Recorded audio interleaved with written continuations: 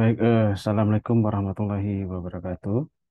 Oke, untuk mata kuliah organisasi dan arsitektur komputer, sekarang kita akan membahas sistem penyimpanan. Jadi, pada sebuah komputer itu, kemarin kita sudah bahas ada control unit, ada memori, ada RAM, ROM, terus ada input dan output. Pada bagian memori, sebenarnya terdapat beberapa metode penyimpanan yang seperti kita ketahui ada flash disk, eh, memory disk, kalau dulu ada CD, ada pakai magnetic strip, dan lain-lain. Jadi ada RAM, ROM. Nah, untuk penyimpanan ini eh, ada namanya eh, RAID, RAID ya.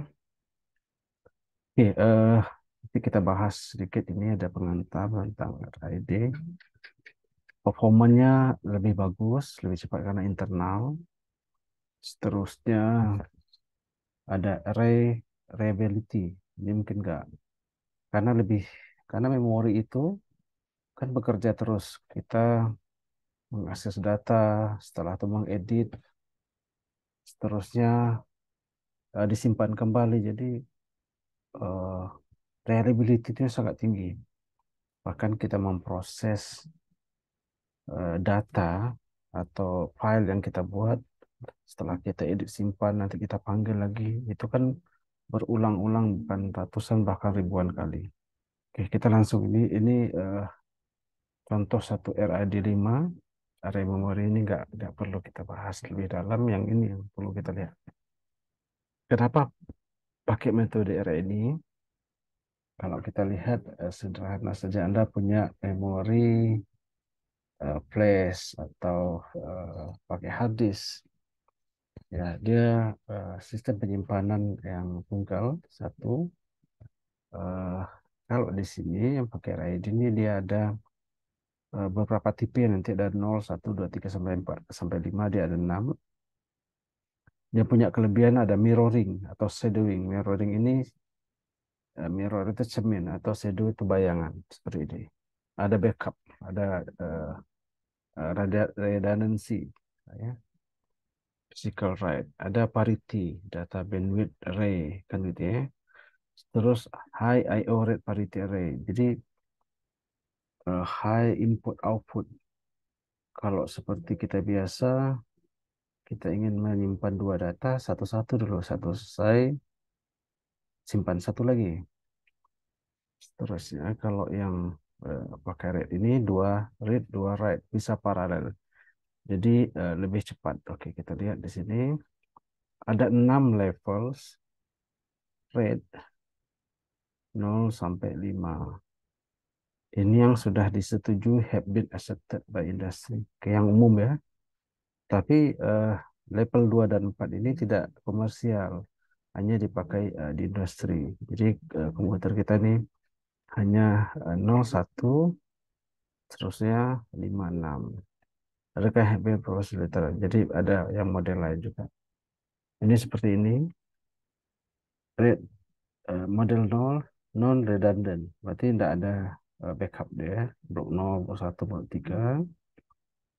Best write performance itu updating redundancy information kan gitu ya.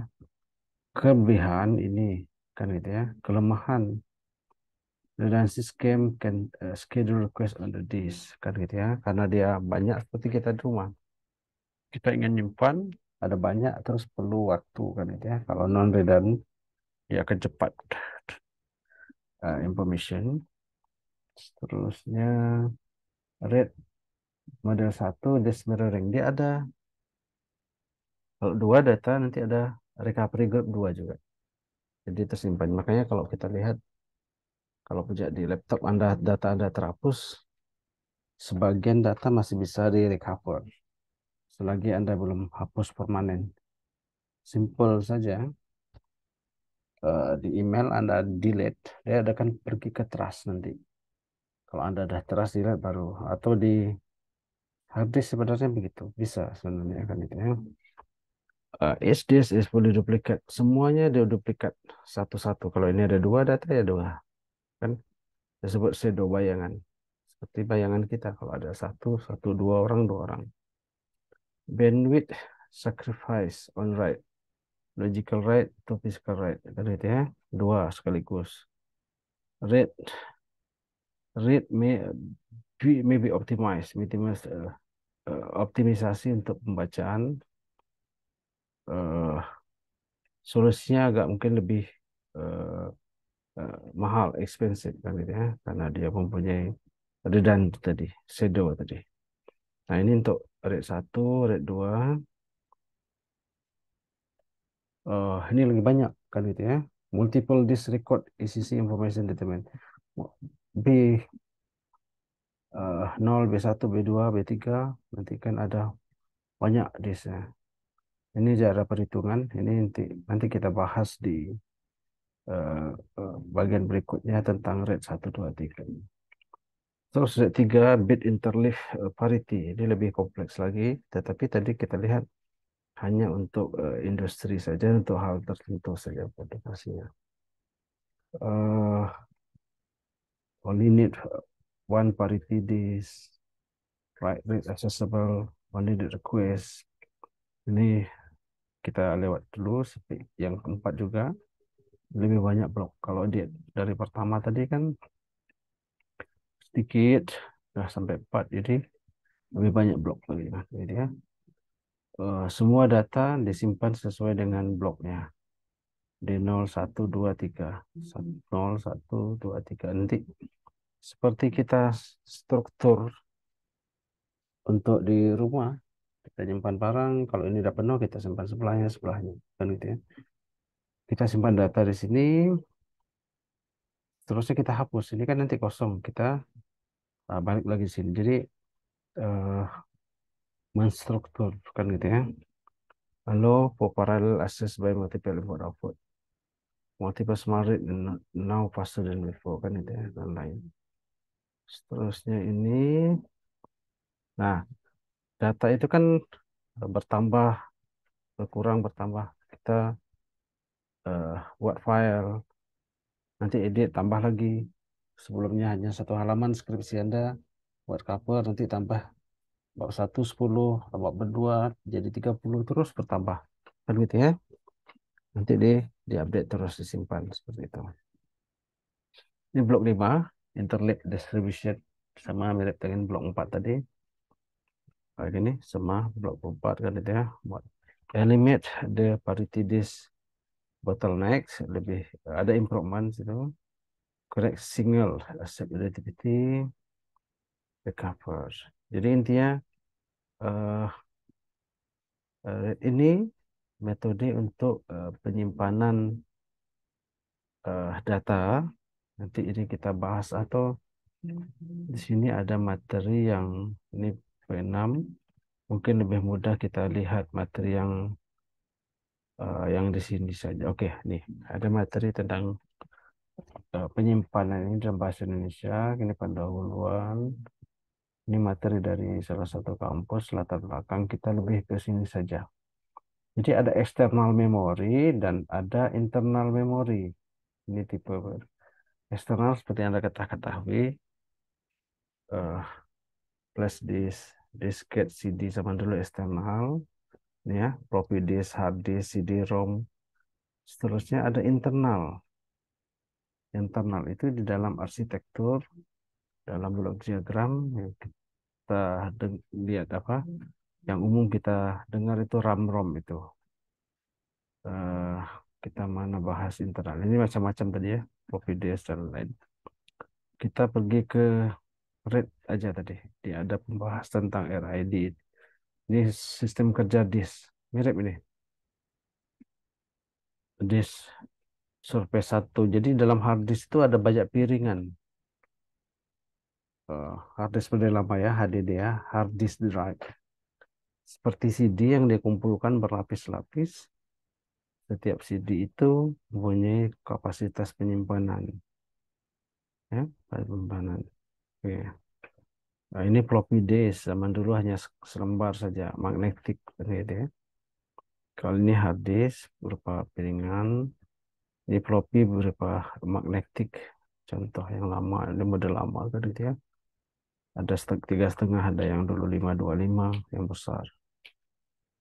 Nah, ada juga IDE, Integrated Drive Electronic, yang dia penyimpanan, SCSI, Small Computer System Interface. Ada orang sering nyebut SASI kan itu ya, SASI kan itu ya. Nah, yang ini yang kita bahas tadi yang pertama. Yang kita tekankan sini, redundancy array of independent disk. Dia punya redundant backup ya. Telah dijelaskan bahwa sistem memori adalah mengembangkan laju kecepatan. Jadi kalau kita pakai eksternal, komputer kita pengen cepat, tetapi akses data kita lambat. Sekarang kan ada USB 3.0, dulu 1.0. Kita sudah merancang CPU sangat cepat, tetapi untuk akses penyimpanannya itu lambat ya. Sama juga, ibaratnya begini. Kita ingin mengantarkan barang dari Pekanbaru ke Jakarta. Dirancang pesawat yang cepat. Tetapi loading dan uploading barang itu lama. Jadi lama juga kan gitu ya. Jadi harus mengimbangi. Pesawatnya cepat, dah 1,5 jam. Tetapi untuk menyimpan barang mengeluarkan 2 hari. Jadi lambat secara keseluruhan. Jadi bukan sistemnya lambat, tetapi pembacaan. Makanya dirancang sistem yang lebih cepat kan gitu ya. Ini karakteristik Anda baca nanti. Thread adalah sekumpulan disk drive yang dianggap sebagai sistem tunggal. Data disusun ke drive fisik array, kapasitas dan intensitas digunakan untuk menyimpan. Paritas menjamin recovery, kan nanti ada recovery ini, menjamin. Oke. Nah, ini bahas rate 0. Sebenarnya bukan rate karena tidak menggunakan redundancy, makanya disebut 0 kan itu ya. Data disusun pada seluruh disk. Ini nanti baca. Sejalan perkembangan menjadi model data strip pada disk dengan suatu manajemen tertentu. Ini contoh rate 0-nya ini ya. Strip 0, 1, 2, 3. Ini strip lembaran, kepingan katanya. Oke, Anda perhatikan ini kan. Diingat ini modelnya seperti ini. Seterusnya rate nomor 1. Redundancy diperoleh dengan cara menduplikat seluruh data pada disk mirrornya. Seperti rate nomor 1 pada tingkat 1. Juga menggunakan teknologi stripping karena dalam tingkat 1. Setiap strip juga dipetakan ke 2 disk. Jadi eh, nih dipetakan. Jadi kalau ini tadi satu saja, 0, 1, 2, 3, 4, nggak ada redannya, ada duplikat. Kalau ini ada 4, 4 berarti total 8. Contoh untuk menangani data yang sering mengalami kegagalan tadi dalam proses pembacaan. Jadi kalau nggak sini nggak bisa terbaca, dia akan cek yang backupnya atau redundant ya. Ini biar sebut mirroring. Mirror bayangan akan gitu ya, apa? Termin tadi ya. Terusnya rate nomor 2 menggunakan teknik akses paralel untuk semua disk. Dalam operasi, seluruh disk beroperasi dalam mengeksekusi setiap permintaan sehingga terdapat mekanisme sinkronisasi current disk dan headnya. Teknologi stripping juga digunakan dalam tingkat ini. Hanya stripnya berukuran kecil. Dan itu ini contohnya. Sama ada backup juga. Seterusnya, mirip dengan RAID 2, perbedaan yang 3 ini hanya membutuhkan disk redundant tunggal, tidak tergantung pada jumlah array disknya. Bit parity dikomputasikan untuk setiap data word dan itu pada disk paritas khusus. Jadi gini, RAID 3 menggunakan akses paralel dan dapat disusun dalam bentuk strip. Ini seperti ini ya, RAID 3. Nah, RAID 4 menggunakan teknik akses yang independen untuk setiap disknya. Sehingga permintaan baca dan tulis lain secara paralel. Ini, yang ini bawah ini. Oke. RAID ini cocok untuk menangani sistem dengan kelajuan transfer data yang tinggi. Jadi kalau transfer data yang tinggi pakai yang nomor 4 ini ya, tidak memerlukan sinkronisasi. Ini Anda baca nanti setelah itu terakhir, sebelumnya eh, RAID 5 mempunyai kemiripan dengan RAID 4 dalam organisasi. Perbedaan adalah strip paritas disk kepada seluruh disk. Nih, contohnya ya, RAID 5 blok level ini. Dan terakhir, eh RAID tingkat 6 merupakan teknologi RAID terbaru ya, menggunakan metode perhitungan dua paritas, parity itu, untuk alasan keakuratan, akurasi pada komputer dan antisipasi terhadap korelasi kesalahan. Jadi untuk mengatasi kesalahan parity dan akurasi dia pakai ada improvement ya, eh, eh, tingkat 6 ini, level 6. Terus ini dia penyimpanan zaman dulu kan ada CD, compact disc ya. Sekarang udah nggak banyak lagi dipakai. Banyak sekarang flash ya kan, memori S eh, apa HDD, SSD kan gitu ya. SSD gitu kan dia. Kalau ini dulu ada CD, CD-ROM, CD-write, read only memory, reader, read write, di DVD kan ya. Digital per satellite, digital eh, non volatile kan satellite di DVD kan gitu ya. Yang kapasitasnya lebih besar kan gitu ya. Oke. Ini keterangan compact disk read only memory. Ini seterusnya ada yang uh, compact read recordable, bisa direkam kan gitu ya. Seterusnya ada read write, boleh uh, rewritable, bisa ditulis sekali kan gitu ya. Ada yang bisa baca saja, ada yang bisa untuk ditulis lagi. Nah, ini macam-macam, ada kelebihan kekurangan. Nah, ini eh, contoh, balik ke sini lagi. Jadi Anda eh, balik ke sini tadi ya, pahamilah yang perlu Anda ingat rate tadi ya, mulai dari tingkat 0 sampai 6. Nanti baca bagaimana strukturnya. Ini eh struktur rate ini mulai dari 0, ini 0 sampai tingkat 0 sampai tingkat 6. Ya, Anda baca ini. Terakhir satu lagi ini eh, jenis-jenis saluran. Kalau ini dalam bahasa Indonesia, bus kan gitu ya. Ini kan struktur dari sebuah komputer yang di awal diterangkan dulu, ada input, output, ada control unit, CPU, ALU kan itu ya. Memory RAM, I/O port, ada data bus, control bus, address bus. Oke. Cara kerja mesin komputer lebih maju, arsitek komputer akan lebih kompleks sehingga meningkatkan performa. Digunakan beberapa buah bus, ada control bus, address bus, data bus. Tiap bus merupakan jalur data antara device dan yang berbeda ini kan ya. Oke, kita bahas satu-satu. Sekarang jenis-jenis bus. Bahkan jenisnya bus dapat dibedakan menjadi bus yang khusus menyalurkan data tertentu. Terus kita nanti bahas ini. Ini bus tadi ya. Jadi dari input output port, ada kontrol, ada data, ada address. Kan itu ya. Apa bedanya? Data bus atau saluran data yang memberikan lintasan bagi perpindahan data antara dua modul sistem. Seharusnya kalau itu disebut dengan data bus data ya. Umumnya bus data terdiri dari 8, 16, 3 saluran. Biasanya ada 8, 16. Biasanya ditulis data bus ini ada garis miring 8, berarti 8 data. 16, 16, 32. Jumlah saluran dikaitkan dengan lebar bus data karena pada suatu saat tertentu masing-masing saluran hanya dapat membawa 1 bit. Kan itu ya, untuk mempercepat jadi buat lebar. Seterusnya ada address bus. Ini saluran data. Ini dia saluran data. Kalau tadi sorry, eh, saluran alamat.